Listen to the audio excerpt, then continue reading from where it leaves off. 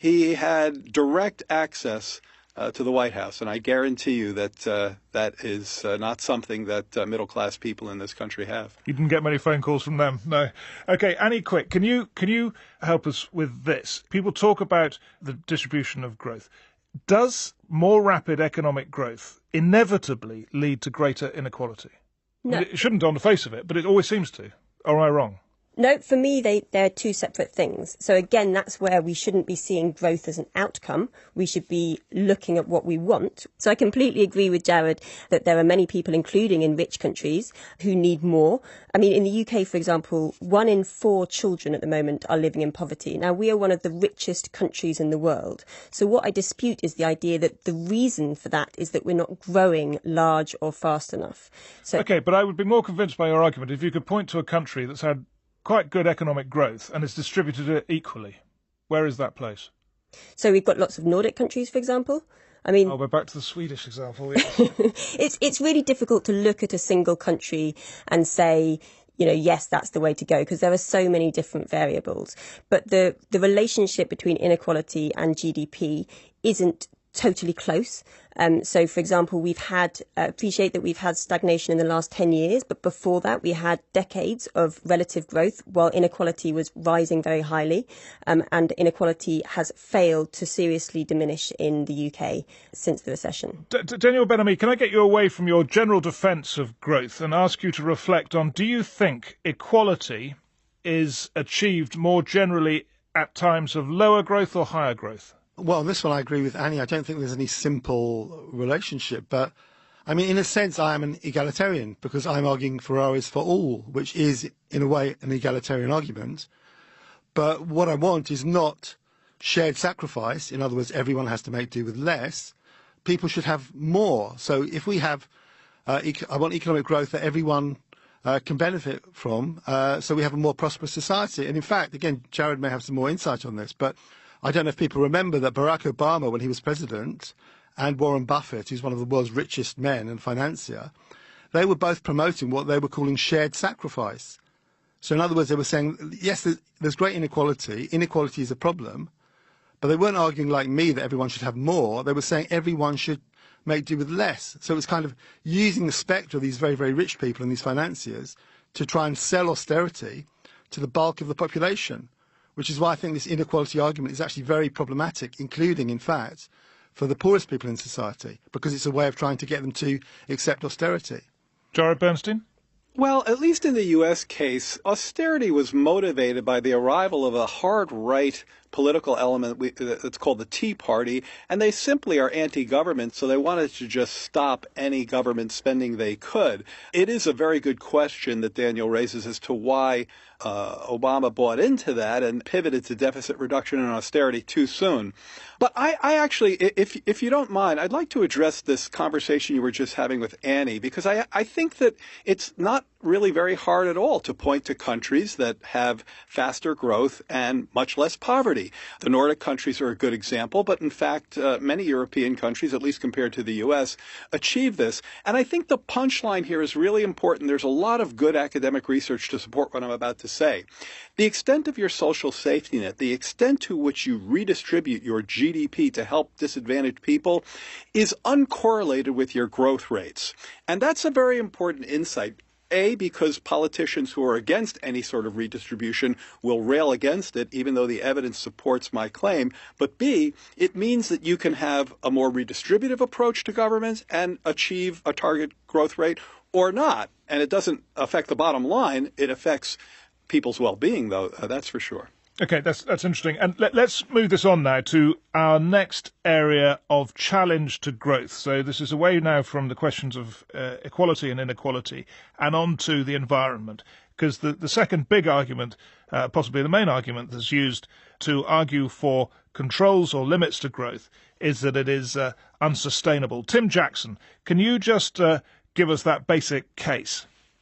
I do just want to come back on that previous point, though, before I talk about the sustainability aspect of it, because it's absolutely critical. It really matters what governments do, and it isn't just about their rate of growth. It's actually the level of output they have at all. So some very poor countries, relatively speaking, have much higher life expectancies than you would expect them to have if it was all about income. Very poor countries have better education systems than you would expect them to have if it was all about income. And all the evidence that suggests that if you support welfare spending, if you support health spending and education spending, if you support social care, you get much, much better outcomes in terms of health, in terms of life expectancy, and indeed in terms of happiness. And it's not just about income to achieve that. And so to go from there to my sustainability point, Ferraris for all, fantastic. If Ferraris float your boat, then why not have access to all the Ferraris in the world? But it's absolutely nuts as a general prospect, because we know for sure that 10 billion people who are going to be on the planet in 2050 will exhaust all of the resources of the planet much, much faster the more Ferraris they have. So why should we not concentrate on actually saying what are the things that improve the quality of our lives? If we're living on a finite planet, which as it turns out we are, and if that means that we have to be a little bit careful with our resources, as we're increasingly beginning to find out, and if it means also that we shouldn't burn everything in sight so that we trash the climate, which is also rising up the political agenda, then should we not ask ourselves what matters? And yes, maybe but the point isn't is, Ferraris. we'll go to Daniel, because I think Daniel's point is that technology will solve these problems, correct? Yeah, well, I think it has the potential to do so. I mean, if I can just say something about Ferraris for all as a concept. And the title actually came from a discussion that some friends of mine who run a citizens TV channel were having. And many of the volunteers are from poorer countries.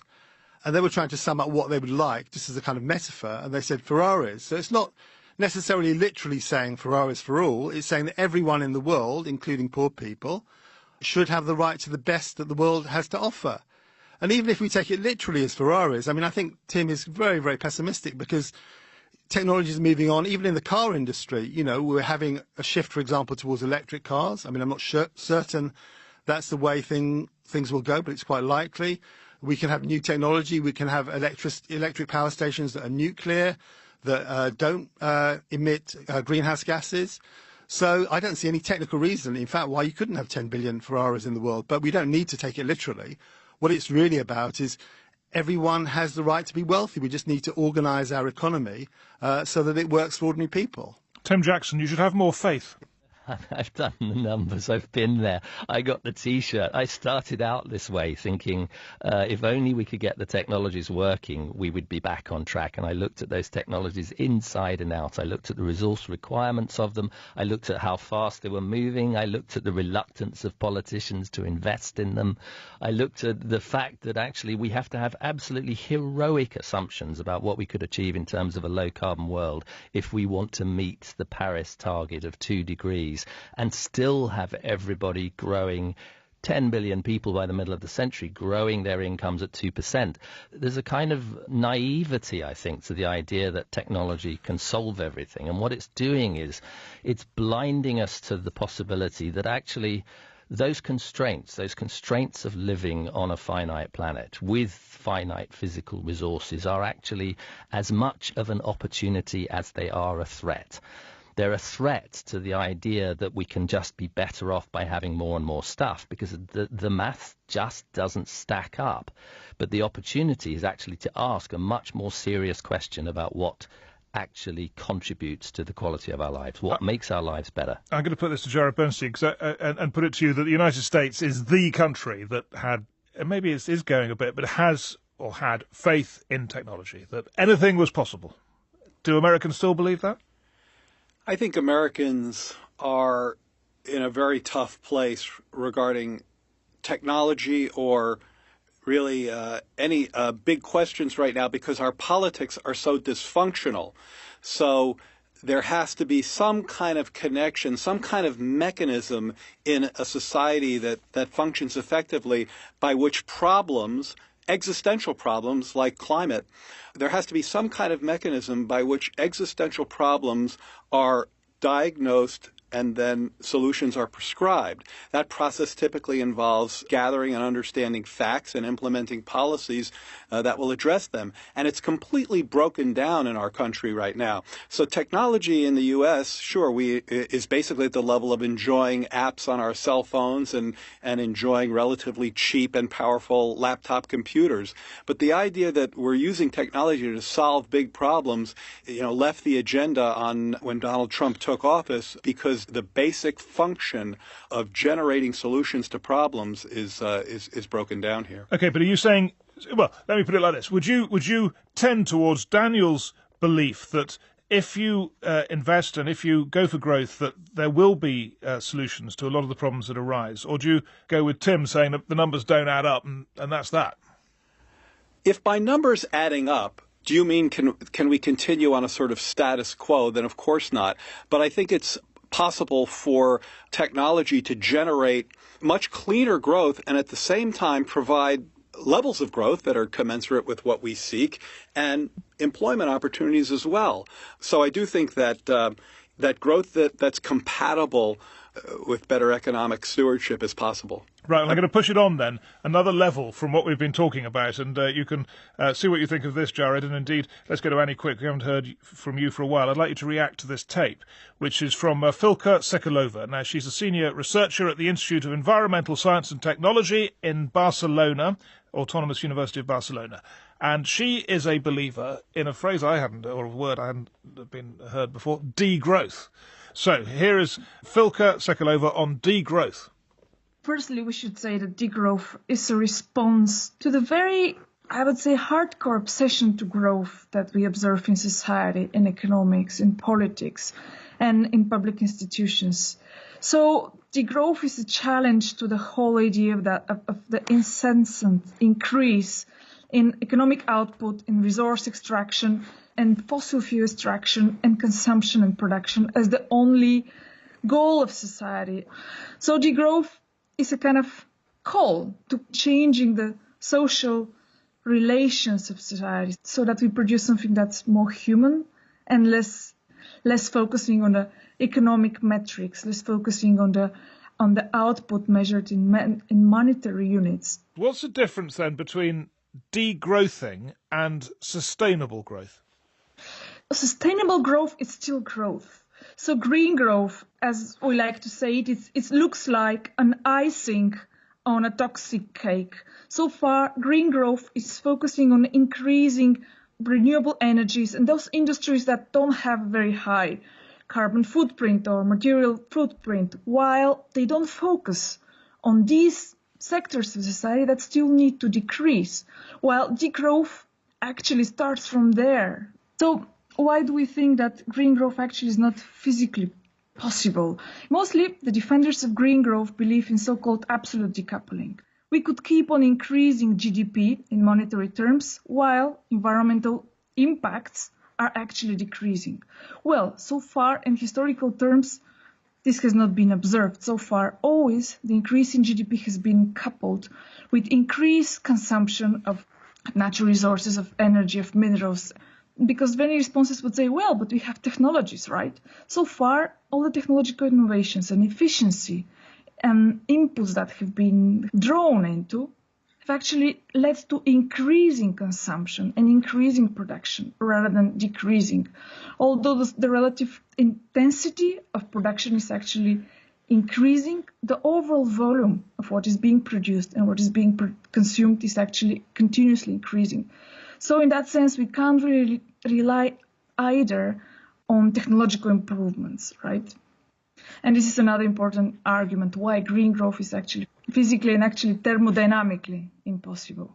Thermodynamically impossible. That was Filka Sekulova. And so, Annie Quick, if I've understood this correctly, Tim Jackson for Sustainable Development is saying that Daniel's numbers are wrong, and now we've got Filka Sekulova saying basically Tim's numbers are wrong, and that even sustainable development's not possible.